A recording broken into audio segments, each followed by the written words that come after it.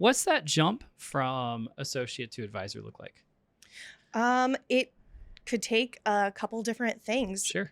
A lot of times, because I wouldn't call myself like a full lead advisor or anything like that yet, it's building the relationships with your clients. And naturally, over time, you kind of just take over those relationships. There are several clients across several relationships who don't even CC their advisors on emails anymore. They just So you are but they just you're contact becoming the us. lead advisor. So it seems organic. Yep. There's not really there hasn't been a definitive, okay, here are the clients that you're taking over at this point in time. But it's definitely a natural, organic relationship that happens over that time period.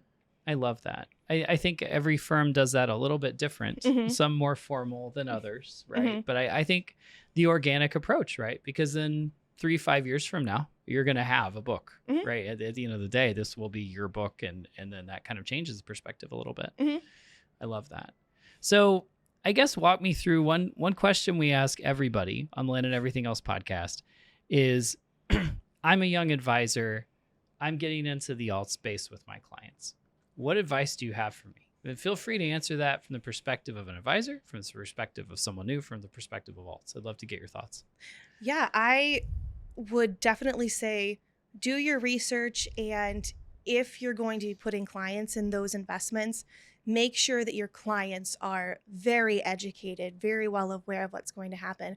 Because adding alternatives to a client's portfolio, especially if a client has not been in alternatives before, it can be a learning curve for them.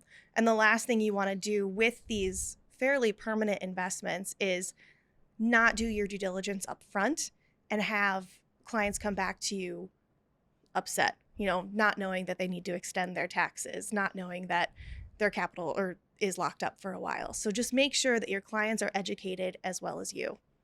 I like that a lot. And what I think is interesting too is your perspective is fresh in that you're coming into the world of wealth management with alts at the ready as part of the solution. It's not new.